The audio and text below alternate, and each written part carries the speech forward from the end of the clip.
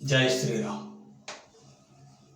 आइए आज मन की प्रकृति के ऊपर विचार विमर्श किया जाता है। वास्तव में मन की प्रकृति किस तरह की होती है,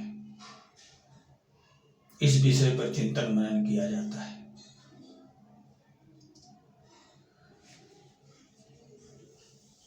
सिंधु सा तो पिया फिर भी प्यासा है जो, सिंधु सा तो पिया फिर भी प्यासा है जो, ऐसे मन की है प्रकृति निराली, ऐसे मन की है प्रकृति निराली।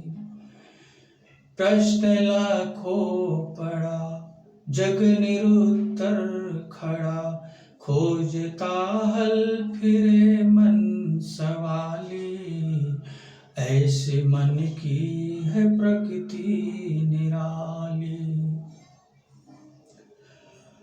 सारी दुनिया उसी मन का रंजन करे, जो भरा ना कभी और कभी ना भरे, भरते भरते जन्म लाख बीते मगर, देख लो जो पड़ा खाली खाली, ऐसे मन की है प्रकृति निराली। सिंधु सा तो पिया फिर भी प्यासा है जो, ऐसे मन की है प्रकृति निराली, ऐसे मन की है प्रकृति निराली। संपदा तीन लोकों की भी कम पड़े, संपदा तीन लोकों की भी कम पड़े, खर्च इसके हैं ऐसे अजब के बड़े, शौक फिर भी न इसकी मिटी आज तक, मन की मन देखो छाई कंगाली, ऐसे मन की है प्रकृति निराली। इंद्रियों का ये राजा है मन बाकुरा, इसकी प्रिय वस्तु नारी और प्रिय सुरा, गम के सदमे में दिन रात ये जी रहा, फिर भी अरमा में इसके खुशहाली, ऐसे मन की है प्रकृति निराली।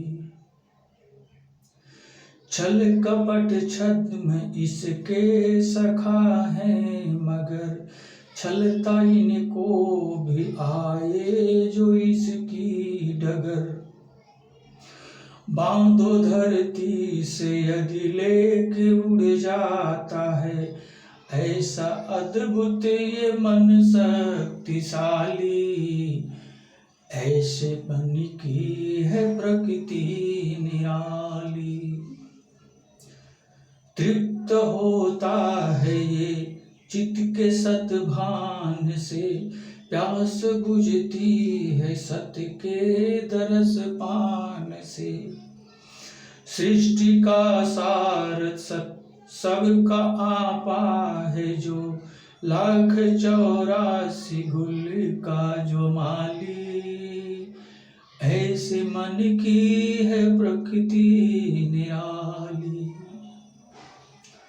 सतदरस पान ही लाख प्रश्नों का हल, सतदरस पान ही लाख प्रश्नों का हल, क्योंकि वही तो है इस जमी का भी सत, शंभु सत्य पाके सारा जहां पा लिया, क्योंकि मन का मिटापन साली, ऐसे मन की है प्रकृति निराली।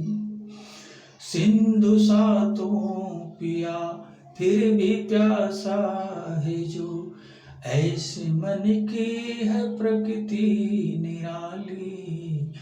ऐसे मन की है प्रकृति निराली, प्रश्न लाखों पड़ा जग निरुत्तर खड़ा, खोजता हल फिरे मन सवाली, ऐसे मन की है प्रकृति निराली। तो मन की प्रकृति कुछ इस तरह से है। आइए थोड़ा अच्छी तरह से इसको समझने का प्रयास करते हैं। मन की ऐसी प्रकृति है, मन की ऐसी प्रकृति है जो अतृप्त की मिट्टी से बना हुआ है, अद्भुत है, अजब है, जिसको समझना किसी के बस की बात नहीं है। क्योंकि ये सातों समुद्र को पी करके भी प्यासा ही रहता है, इसकी प्यास कभी बुझती नहीं। ये पा लिया, वो पा लिया तो उसके लिए, ये पा लिया तो उसके लिए, वो पा लिया तो उसके लिए, वो पा लिया तो उसके लिए, इस तरह से पूरा जीवन ये एक न एक चीज को चाहता ही रहता है, लेकिन इसकी तृप्ति कभी होती नहीं है। यहां तक कि मरते समय भी ये प्यासा ही रह जाता है और बहुत सारी चीजों को सोचा रहता है, लेकिन पाया नहीं रहता है, और इसी वजह से इसका पुनर्जन्म होता है। क्योंकि मन की तृप्ति यदि नहीं हुई है तो पुनर्जन्म अवश्यम भावी है। जब तक मन की तृप्ति नहीं होगी तब तक ये जन्म मरण का चक्र समाप्त नहीं हो सकता है, क्योंकि उसकी इच्छाएं शेष हैं। अभी वो अपनी इच्छाओं को पूर्ण करना चाहता है। इस तरह से सतत लाखों लाख करोड़ों करोड़ जन्म ये मन एवं मनुष्याणाम बंधन कारण हेतु, मन ही बंधन और मोक्ष का कारण है। मन ही अगर चाहे तो आपको मुक्त कर दे, और मन ही चाहे तो आपको लाखों करोड़ों वर्ष तक बंधन में ही बांध कर रखे। ये सब मन के ऊपर ही आधारित है। तो जब तक हमारा और आपका मन तृप्त होकर के हमारा मित्र नहीं बन जाएगा, तब तक हमारा इस संसार से उद्धार होना संभव नहीं है। सारी दुनिया उसी मन का रंजन करे जो भरा ना कभी और कभी ना भरे। सारा संसार उसी मन का रंजन कर रही है। कहते हैं ना, चलो मनोरंजन करते हैं, फिल्म देखने जाते हैं, पिकनिक पे जाते हैं, वगैरह वगैरह। मन का रंजन करने में सारा संसार व्यस्त है, जिसे मनोरंजन कहते हैं। लेकिन ये नहीं समझते कि मन का जितना ही रंजन करोगे, मन उतना ही अधिक प्यासा होता चला जाएगा। ये कभी तृप्त होना सीखा ही नहीं है। ये अतृप्त की मिट्टी से बना हुआ मन है। इसे आप क्या, इसका रंजन आप क्या करोगे? ये तो जन्मों जन्मों से आपका रंजन करता आ रहा है। इसका रंजन भला कोई कर सकता है क्या? भरते भरते जन्म लाख बीते मगर, जिससे तृप्त करने के लिए लाखों जन्म बीत गए। इसकी इच्छाओं की पूर्ति करते करते लाखों जन्म बीत गए, लेकिन जब देखो तब ये खाली ही दिखता है, कभी भरता ही नहीं है। ऐसी इसकी मन की प्रकृति है। संपदा तीन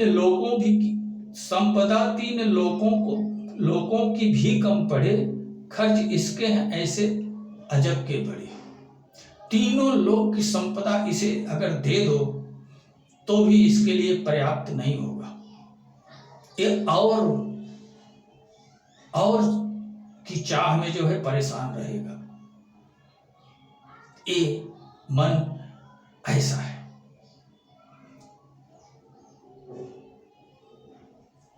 शौक फिर भी न इसकी मिटी आज तक, मन के मन देखो छाई कंगाली। ये हर समय चाहत के कंगाल, चाहत की आग में जलता ही रहता है। ये चाहत की इच्छाओं को लेकर के और एक श्वान की तरह भटकता ही रहता है। इसके अंदर हर समय कंगाली पना ही रहता है। कभी ये तृप्त श्रीमंत के स्वरूप में ये नजर ही नहीं आता है। ये जब देखो तब ये कंगाल के ही रूप में दिखता है। इंद्रियों का ये राजा है मन बांकुरा। ये इंद्रियों का राजा भी है, इंद्रियां इसके इशारे पे ही काम करती हैं। तो इंद्रियों का ये राजा है मन बांकुरा। इसकी प्रिय वस्तु नारी और प्रिय सुरा। गम के सदमे में दिन रात ये जी रहा, फिर भी अरमा में इसके खुशहाली। ऐसे मन की है प्रकृति निराली। ये इंद्रियों का राजा है और इसकी प्रिय वस्तु क्या है? सुरा सुंदरी। सुरा सुंदरी के साथ इसका रमण करते करते कभी जी भरता ही नहीं है। गम के सदमे में दिन रात ये जी रहा, हर समय गम के सदमे में रहता है। ये पाया तो उस चीज के गम में डूबा रहता है, वो चीज पाया तो अन्य चीज के गम में डूबा रहता है। हर समय कुछ न कुछ पाने के लिए, भोगने के लिए ये सदमे में ही हर समय जीता रहता है, क्योंकि इसकी कभी तृप्ति होती ही नहीं। लेकिन इसके मन में अगर किसी चीज के लिए विशेष रूप से तड़पता है और नहीं पाता है, वो चीज संभव नहीं हो पाती, तो ये करता क्या है कि जब ये शरीर बिस्तर पे पड़ जाती है तो ये मन इस शरीर से निकल करके एक संसार बसा लेता है और उस संसार में जो है लीलाएं करते करते वो अपने अतिरिक्त जो इच्छा है उसकी ये पूर्ति में लग जाता है, उसकी स्वप्न में पूर्ति करने लगता है। ये मन इस प्रकृति का है। छल कपट छद्म इसके सखा है मगर, छलता इनको भी आए जो इसकी डगर। वैसे तो छल कपट छद्म ये सब इसके सखा हैं, मित्र हैं, जिसके साथ ये दिन रात व्यवहार करता है, क्रीड़ाएं करता है। लेकिन ये भी अगर इसके मार्ग में आए तो इनको भी ये ठगने से छोड़ता नहीं है। छल कपट छद्म को भी ये ठग लेने वाला इतना बड़ा ये हठी शक्तिशाली मन होता है। इसके रास्ते में जो भी आता है उसको ये बिना ठगे छोड़ता नहीं है। बांधो धरती सो यदि लेके उड़ जाता है। अगर इसको धरती से बांध दो तो ये धरती को भी लेकर के उड़ जाएगा, जहां जाना चाहता है साथ में धरती को भी लेके चला जाएगा। ये इतना शक्तिशाली है। जो मन हमारे और आपके विचारों में आज है, उस मन की शक्ति इतनी प्रबल है कि अगर उसको धरती से बांधो तो धरती को लेके भी गगन में उड़ जाएगा। इतना शक्तिशाली है, इतना प्रबल है। तृप्त होता है ये चित्त के सद्भान से, और इसका अतिप्तपना शांत कैसे होता है, ये तृप्त कैसे होता है? तृप्त होता है ये चित्त के सद्भान से, प्यास बुझती है सत के दरस पाने से। ये तृप्त और शांत तभी होता है जब सच्चित आनंद के संगम को देखता है, जब उस सुख को एहसास करता है, जब उस अद्भुत दिव्य अनुभूति को, अलौकिक अनुभूति को जब ये एहसास करता है, तब इसके हर क्रियाकलाप बौने साबित हो जाते हैं।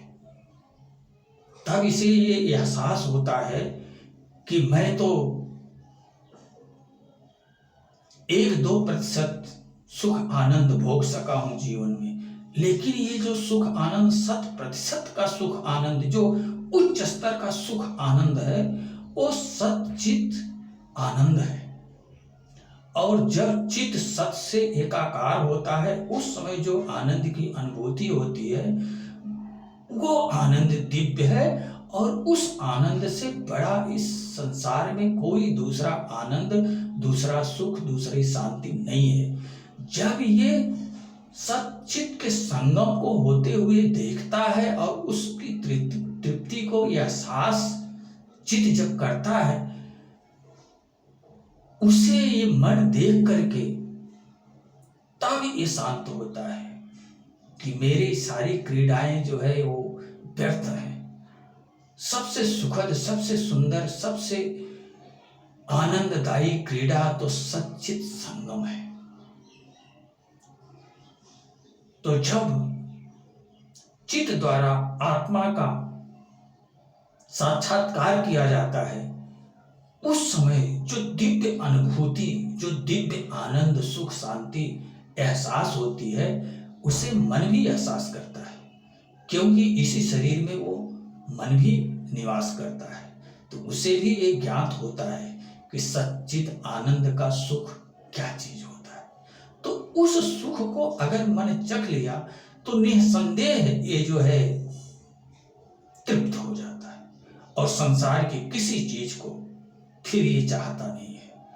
और अगर चाहता है तो बार बार उसी परम सुख, परम आनंद, आत्म साक्षात्कार को ही चाहता है। यही रहस्य है इस मन को तृप्त करने का। और इसके अलावा इस संसार में आज तक न कोई विधि थी, न है और न रहने वाली। एकमात्र मन को शांत करने का एक यही माध्यम है कि अगर आप अपने मन को तृप्त करना चाहते हो तो आपको आत्म साक्षात करके ही मन को तृप्त करना पड़ेगा। उसके अलावा इस मन को इस संसार में कोई तृप्त करने की सामर्थ्य नहीं रखता है। तो ये है अतृप्त मन का रहस्य। जानो, समझो, मनन करो और इससे तृप्त करने का प्रयास करो। यही हमारा आप लोगों से निवेदन है। इसी के साथ अब मैं अपनी वाणी को विराम देना चाहूंगा। जय श्री राम।